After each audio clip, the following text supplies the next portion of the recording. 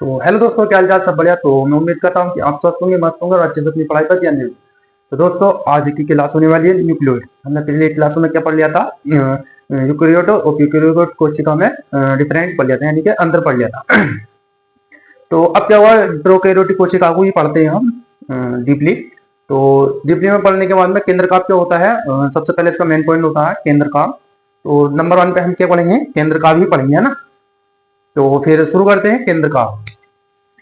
और ये class very important है, और बेस के लिए भी, बोर्ड के लिए भी, और सीओटी के लिए भी, और नीट के लिए भी, है ना। क्योंकि मैंने खुद पढ़ी है, तो सीओटी के लिए भी पढ़ा था मैंने इसलिए ही, और नीट के लिए भी पढ़ा था, और नर्सिंग के लिए भी पढ़ा था। हाँ, नर्सिंग के लिए इज वेरी इंपॉर्टेंट, क्योंकि यहाँ से छोटे छोटे क्वेश्चन आते हैं और फिर यहीं से सेलेक्ट होते हैं बच्चे, है ना। मैं भी सेलेक्ट हुआ नहीं पढ़कर, और मैं पढ़ने के लिए जाऊँ, कॉलेज जा रहा हूँ। मेरा गेटअप दिख जाऊंगा, अप्रोच भी है, आई कार्ड भी है। तो मैं सोच रहा पहले पहले स्कूल से पहले, कॉलेज से आने से पहले पहले लेक्चर लिए है ना। तो फिर शुरू करते हैं।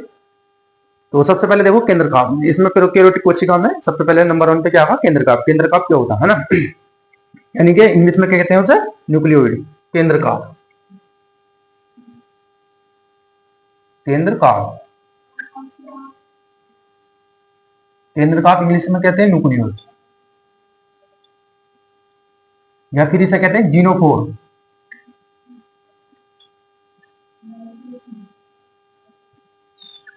एक नाम और होता है इसका, क्या होता है? जीनोफोर। तो जीनोफोर का मतलब क्या होता है? सबसे पहले जीन प्लस फोर। फोर का मतलब होता है घर। जहां पर क्या होता है, जैसे हम रहते हैं तो हमारा एक घर है, हमारा एक कमरा है ना। तो ऐसा होता है जीन, यानी कि जीन यानी क्या है? डीएनए, यानी कि डीएनए का घर। केंद्र का क्या है? डीएनए का घर, गिरे। तो यहाँ क्या है? डीएनए का घर। केंद्र काप, केंद्र काप का मतलब क्या? काप का मतलब क्या बताया था? लाइन, यानी लाइन, यानी कि केंद्र का ही जैसा, समझे। तो सबसे पहले एक बनाते हैं। ये क्या थे? हमारी सेल थी, कौन सी? प्रोकैरियोटिक कोशिका। तो केंद्र का प्रोकैरियोटिक कोशिका में कैसा डीएनए था, है ना। नग्न अनुवांशिक पदार्थ पाया जाता था। कैसा था वो? नग्न था, यानी कि यहाँ पे क्या था? डबल था और बल्य था, एक था।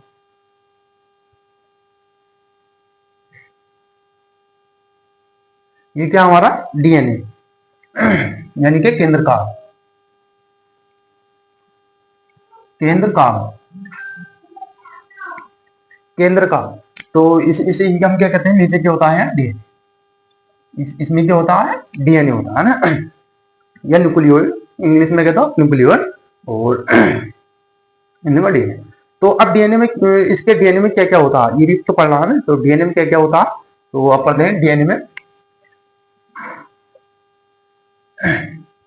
तो इसका क्या होता है? केंद्र काप क्या होता है? केंद्र काप, केंद्र आवरण पे गिरा अनुपस्थित होता है। क्या होता है? केंद्र, केंद्र आवरण क्या होता है? इसमें अनुपस्थित होता है, यानी कि अपसेंट होता है ना। केंद्र आवरण अनुपस्थित है, तो इसमें क्या होगा? अनुवांशिक पदार्थ नग्न होगा। तो इसमें क्या होगा? नग्न, नग्न अनुवांशिक पदार्थ उपस्थित होता है। तो अब डीएनए में देखते हैं। डीएनए में 4 प्रकार के नाइट्रोजनस बेस पदार्थ पाए जाते हैं। जैसे क्या हो गया? एक हो गया ग्वानिन, साइटोसिन, थाइमिन और एडेनिन, है ना। तो डीएनए में चार डीएनए में 4 नाइट्रोजन क्षार पाए जाते हैं।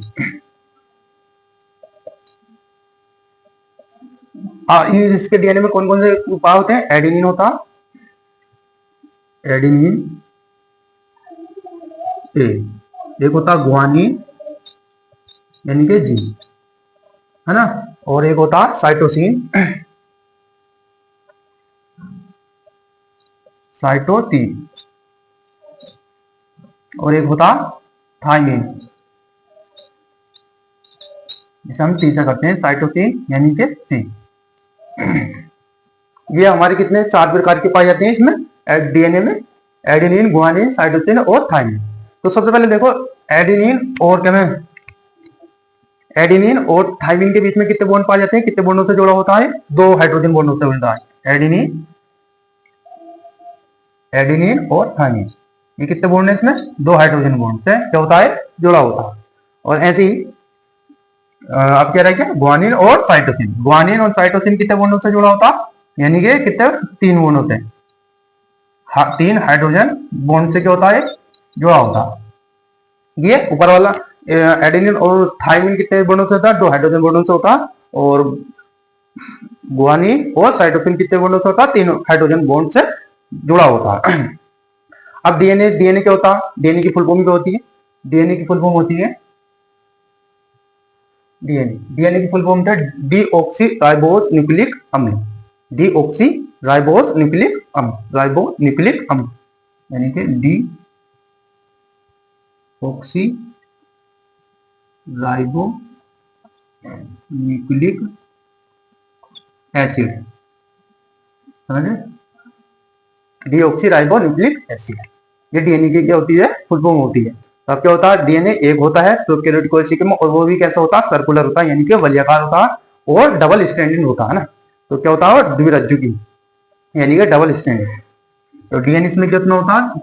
एक होता है, और वो क्या था? वलयाकार होता है, और क्या होता है? द्विरज्जुकी होता है, यानी कि डबल स्ट्रैंडेड का। समझे? तो आप क्या पढ़ते हैं? प्रोकैरियोटिक कोशिका में डीएनए क्या होता है? जीसी प्रकार का होता है, जीसी प्रकार के डीएनए का डीएनए होता है।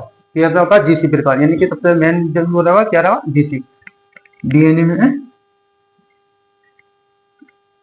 डीएनए सॉरी प्रोकैरियोटिक कोशिका में ऐसे लिख लो, प्रोकैरियोटिक कोशिका में डीएनए किस प्रकार का होता है? जीसी प्रकार का होता है, जीसी प्रकार का होता है।